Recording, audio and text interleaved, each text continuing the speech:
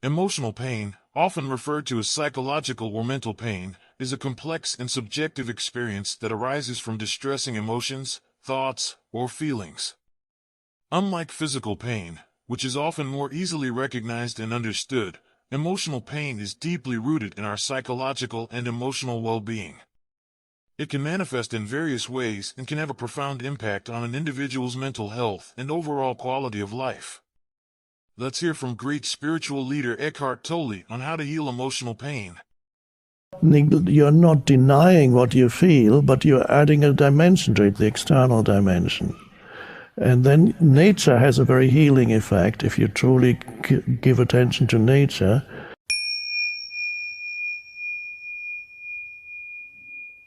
What about your practice of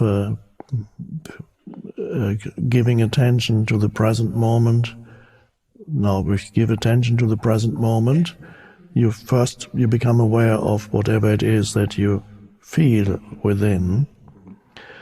And then you need to be aware within and without. That's part of the present moment.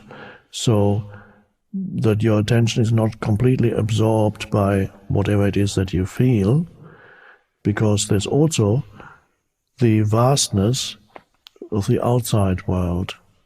And so presence, to be present means to be present within and without. You're in both worlds. So you acknowledge whatever it is you feel inside you at this moment. Be also very vigilant to see whether there are any associated thoughts with that feeling.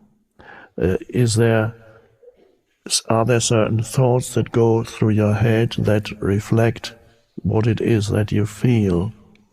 For example, if you feel depressed, do you have thoughts that are telling you that life is, after all, not worth living, or whatever the thoughts are saying, that people suck, life sucks, I suck, we all suck, I don't want to be here.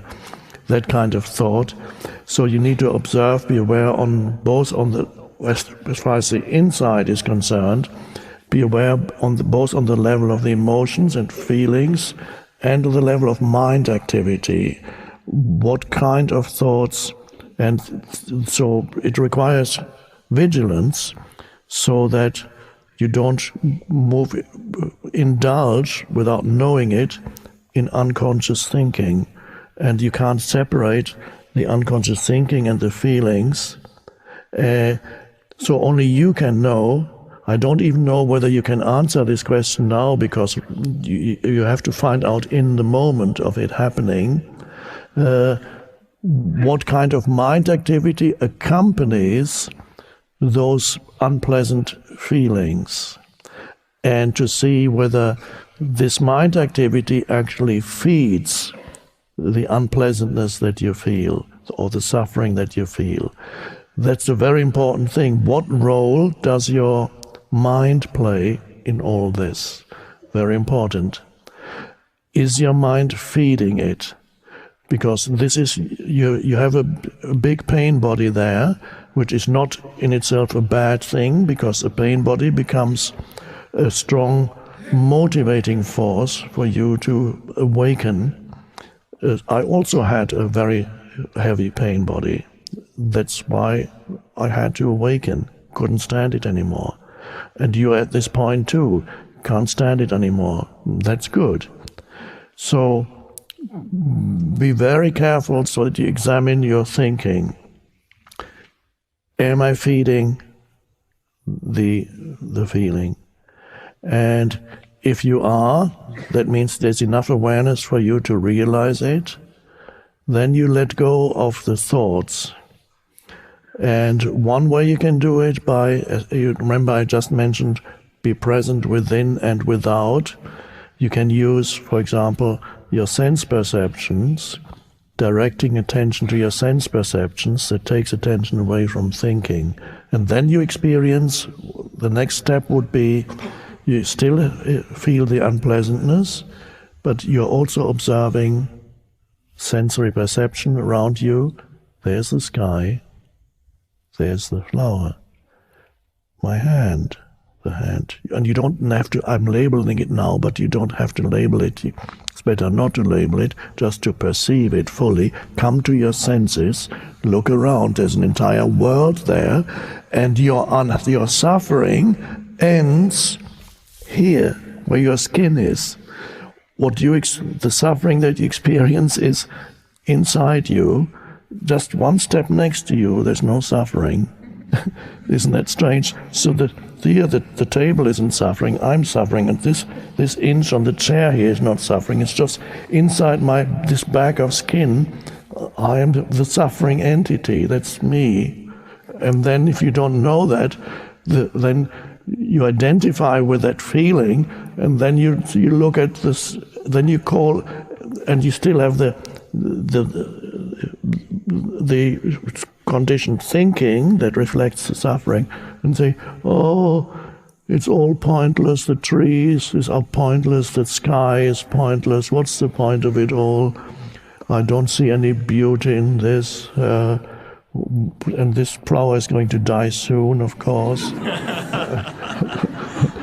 Everything dies soon, so what's the point in even living? And well, there's a dog, he doesn't look that healthy.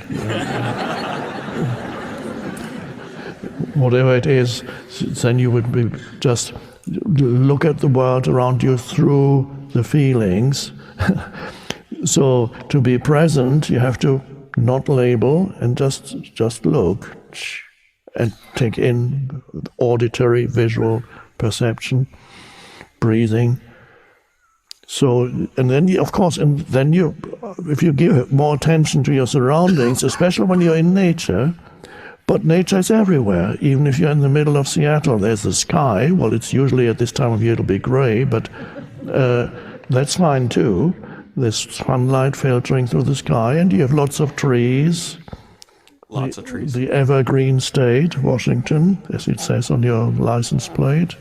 So that's good. You have that. And that takes your attention away from, you're not denying what you feel, but you're adding a dimension to it, the external dimension. And then nature has a very healing effect if you truly give attention to nature, and you're no longer fueling the suffering that you feel inside you. Of course, it doesn't go away immediately, or a miracle could happen, and it does, but usually not. It's just the beginning of it gradually dissolving or becoming transmuted. Now, looking back retrospectively, if you even know the answer to this, what kind of mind activity accompanies the suffering that you feel in your body? What are the typical thoughts that go with that? I guess it kind of depends on the situation. Obviously, it comes in kind of phases, but a lot of it is just kind of generalized self-loathing, I guess. I don't know if that's the right term, but watch out for this. What kind of thoughts? It might even be helpful to write them down if they're repetitive thoughts. See what kind of repetitive thoughts you can catch, because they can obscure your awareness so quickly, right? Especially old thoughts that come again and again and again. They become part of your fictitious identity of the self, the egoic self. So you carry with you then the burden of an unhappy self. I remember that. I had that too. Carrying the burden of an unhappy self. That is... And that is what motivates you to awaken.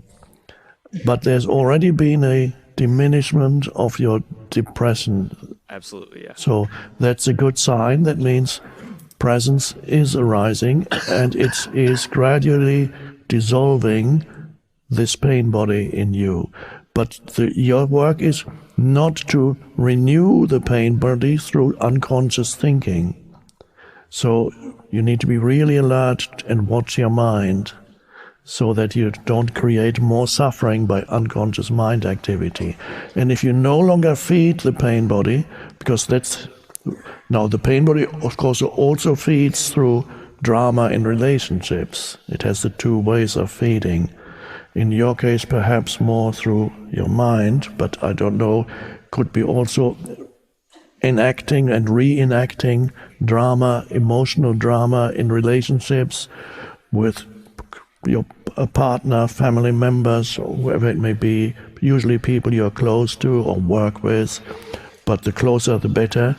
The intimate partners are the best ways for the pain body to renew itself through. So don't add to the pain body. It wants to feed, it wants your unconsciousness, but don't give it to the pain body. You're not feeding it with your mind anymore, and you're not feeding it by being drawn into insane drama in relationships.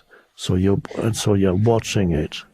There it is. It may not be pleasant, but it's not that bad. Your presence is infinitely more powerful, and it doesn't even fight the pain body. It just, by shining the light of awareness on it, it gradually dissipates. Or, a better way of putting it, it gets transmuted, because the energy is not lost. There is enormous life energy in it, but it's trapped. It's trapped energy, so it's felt as negative. When that's freed, it becomes part of presence. It is fuel for presence. The pain body is fuel for presence. That's amazing. So you have plenty of fuel for presence. That's the good news.